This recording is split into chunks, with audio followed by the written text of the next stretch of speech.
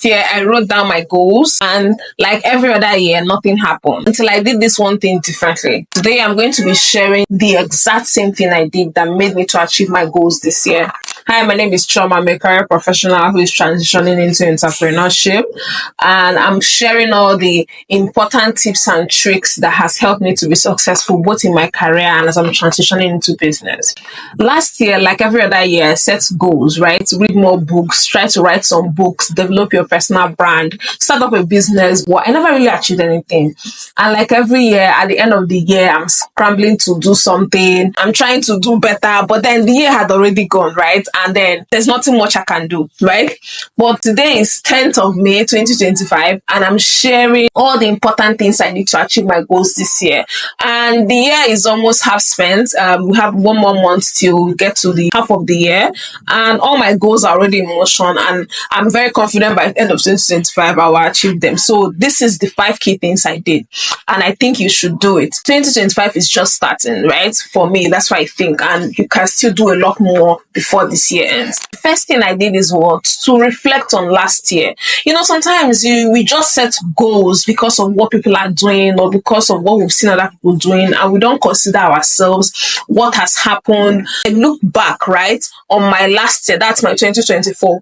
What are the key things that happened in my life that made me happy, right? That I can double down on in this year? What are the key things that I did that I have been planning, I've been procrastinating about, that is really important I start doing them now, right? Reflecting back. According to the Journal of Applied Psychology, students who engaged in reflective goal setting are likely to succeed. What this means is that before you set your goal, consider where you're coming from, right? Consider how the last year has been, where you had successes that you should improve on, or where you haven't worked on that you should work on. Thinking through those goals before you set them is really a key thing that helped me succeed. The second thing I want to talk about is setting SMART goals. This is a jargon in the public space, in career space, in organizations, but sometimes we don't see how it applies to our life. SMART goals are specific, measurable, achievable, realistic, and timely goals.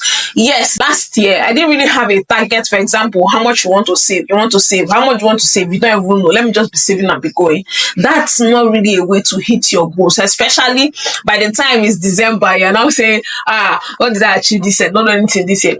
It's important to have a specific goals. And sometimes people just have goals that are not their own, right? That's why we'll talk about first. Reflective. Think about why you want to have that goal. Now, be specific about that goal. Say, for example, by the time this year ends, I want to save 1 million naira.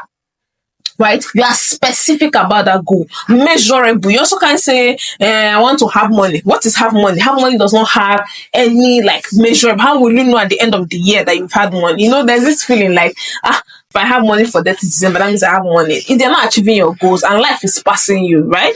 It has to be measurable. It has to be achievable. I used to do this one a lot, right? I'll just pick a number. To do in my mind, I say, I want to make 50 million. It's not how, you don't even know. You just pick a random number. That's also not helpful, because as human beings, let me tell you, self-esteem and confidence really comes from you achieving things. When you set your goal for last year and you met it, this year you'll be more confident that I can do it this year. Maybe I should double it. I can do it. That's also how organizations do. When you pick a number, on what basis are you picking that number, right? We're giving instance of money now. It applies everywhere, right? It applies on if you want to start posting online. Pick a number, right? And say, okay, I want to post 10,000 social media content in 2025. Pick a number.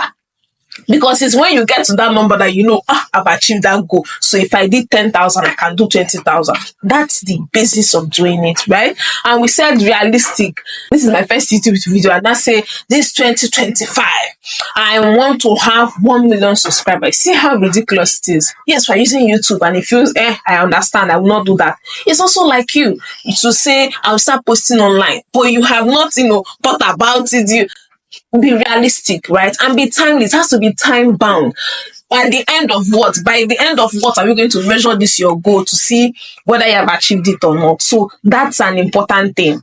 right? So your goals has to be achievable. It doesn't have to be something you say you want to go to the moon in Nigeria. How do you want to go to the moon? Example, if you're in Nigeria, if you're in Africa, like you have to, it has to have a basis. Like, how did you arrive at that?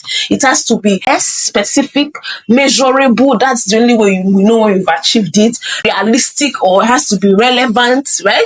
Relevant to you, realistic to you. Your R can stand for anything. Time bound. This time bound is at the end of that time we'll say, oh, I've achieved it. Oh, I've not achieved it. Next thing I want to also talk about is having routine, right? There's something I do if you come into, and most of the time I like people in my spaces. They're always like, I write them down like notes and I paste them everywhere of my goals, right? And you know that your brain sometimes it doesn't want you to look at that. If you're the one that wrote it, you know what's there. Have a routine, right? If you had that goal, for example, want to post every day, example on YouTube, every day on YouTube for 2025, have a routine. A routine is something that you are doing that contributes to your goal. It's as simple as that. It's tied to your goal. So after you do your morning routine, your skincare, your everything, what's that one thing you are doing today that is going to contribute to your goal? Because people don't get it, right? It's important that when you have a goal, when you write down something, right? You're a human being. And that's where self-esteem and confidence comes from. If you've written that you want to, for example, post 10,000 times on YouTube or post 10 times on YouTube in 2025, I think that even works. But every day, you're not doing one thing that will help you achieve that goal. What do you want to happen? An angel of the Lord to come down from heaven and help you achieve it. That wouldn't work, right? So have a routine you are using, that you're contributing towards your goal. 4, self-care. Self-care is overrated, right? Which is exercise, sleep, all those things. But one critical thing I want to pick out about self-care is that it really contributes to your productivity. Because sometimes you can be running through life and you're not pausing to think. Because it's also when you pause to think, when you pause to reflect about your life, that you'll be like, I wrote a goal, that's something I want to do this year. I've not been able to do it. But if you are just going through life, just going with the flow, how are you going to recall and say, there's something I plan to do this year? Because sometimes you can easily be distracted, right? By events, by things happening in your life, and you are distracted. And one thing about self-care is also like pausing to reflect, right? And you say, these goals I had, what am I doing towards them? People like me, I said this year I was going to exercise more, but I'm not really like doing it how I even got gym clothes, right? But I'm doing the exercise in a different way, but that's not really how I intended to do it. That's what really helped me. Even once I'll be like, I said I was going to do this year. I said I was going to write my book this year, but this is already February. What have I done?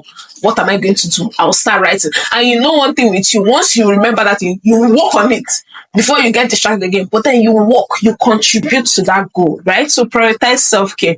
And number 5, which is the biggest thing, I think also the biggest thing that has helped me succeed across my finances, across my spiritual life, across every area of my life where I'm thriving, is really accountability.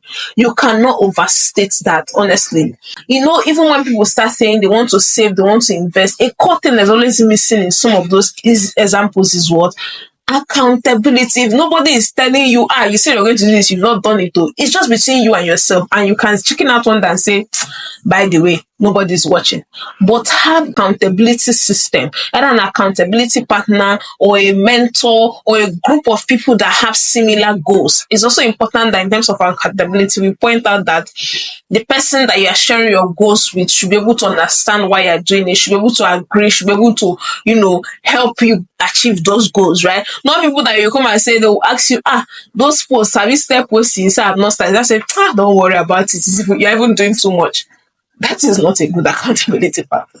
I'm telling you this because it's important to have goals in life. If not, life will pass you by. As I interact with a lot of elderly people and they're in your career, whether in my career or even people online, the worst thing to do in this life is, whether you're a guy or a woman, is regret. That's the worst thing.